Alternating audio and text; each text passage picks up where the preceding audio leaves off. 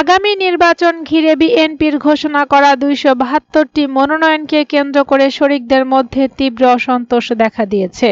শুক্রবার রাজধানীর খিলগাঁওয়ে জাতীয় পার্টির চেয়ারম্যান ও ১২ দলীয় জোট প্রধান মোস্তফা কামাল হায়দারকে কার্যালয়ে ডাকা বৈঠকে জোটের নেতারা বিএনপির এই সিদ্ধান্তে বিস্মিত ও ক্ষুব্ধ প্রতিক্রিয়া জানান।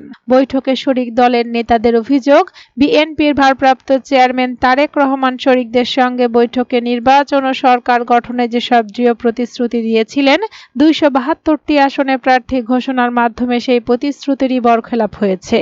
তাদের দাবি, কোনো আলোচনাই হয়নি, অথচ সব আসনেই বিএনপি নিজেরাই প্রার্থী ঘোষণা করে দিয়েছে।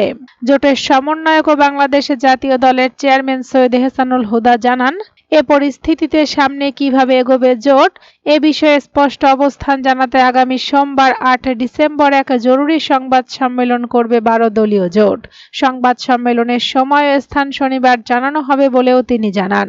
বৈঠক শেষে দেশনেত্রী বেগম খালেদা জিয়ার আশু রোগ মুক্তি কামনা করে মোনাজাত করা হয়। এদিকে বিএনপির সঙ্গে ২০ বছরের সম্পর্ক ছিন্ন করার ঘোষণা করেছে লেবার পার্টি। ২০০৬ সাল থেকে বিগত ২ দশক ধরে বিএনপির ঘনিষ্ঠ শরিক হিসেবে সমমনা দল, ১৮ দলীয় জোট এবং পরবর্তীতে ২০ দলীয় জোট যুগপৎভাবে দায়িত্বশীল, ত্যাগী ও আদর্শিক ভূমিকা পালন করে আসছে Bangladesh labour party. Doctor Mustafizur Rahman ইরানের নেতৃত্বে লেবার পার্টি রাজপথের যুগপৎ আন্দোলন, গণতন্ত্র পুনরুদ্ধার সংগ্রাম এবং ফ্যাসিবাদ বিরোধী প্রতিটি কর্মসূচিতে বিএনপির পাশে সক্রিয়ভাবে অবস্থান নিয়েছে। সেই পথ চলার আনুষ্ঠানিকভাবে ছিন্ন করার সিদ্ধান্ত নিয়েছে বাংলাদেশ লেবার পার্টির জাতীয় নির্বাহী কমিটি। শুক্রবার বেলা ২টায় নয়াপল্টন দলীয় কার্যালয়ে বাংলাদেশ লেবার পার্টির জাতীয় নির্বাহী কমিটির সভা পার্টির চেয়ারম্যান ডক্টর মুস্তাফিজুর রহমান ইরানের সভাপতিত্বে অনুষ্ঠিত হয়। লেবার পার্টি মনে করে, বেগম খালেদা জিয়াকে বাড়ি থেকে উচ্ছেদের প্রতিবাদে ডাকা হরতালে ডাক্তার ইরানের গ্রেফতার, যুবলীগের সন্ত্রাসী হামলার শিকার হওয়া, অসংখ্য মিথ্যা মামলা ও ৫ বার কারাবরণ, জুলাই গণ অভ্যুত্থানে ২ জন কর্মীর শাহাদাত বরণ, সারা দেশে অসংখ্য নেতাকর্মী হামলা মামলা গ্রেপ্তার নির্যাতন নিপীড়ন সবই প্রমাণ করে লেবার পার্টি ছিল বিএনপির সবচেয়ে নিবেদিত বিশ্বস্ত ও ত্যাগী শরিক দল।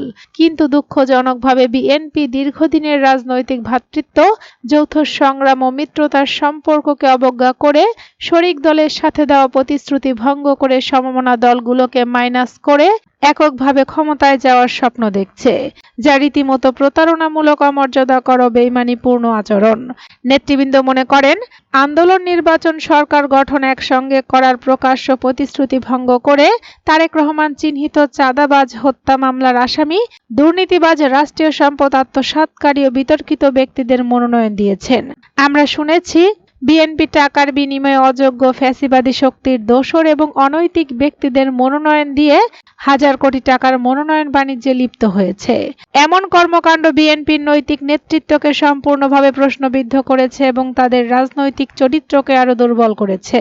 নেতৃবৃন্দ বলেন, বেগম খালেদা জিয়ার চরম সংকটকালে যখন তার সবচেয়ে বেশি দৃঢ় রাজনৈতিক ঐক্য ও বন্ধুত্বের প্রয়োজন ছিল, ঠিক সেই সময় বিএনপির মিত্রদের সঙ্গে এমন আচরণ কেউই প্রত্যাশা করেনি।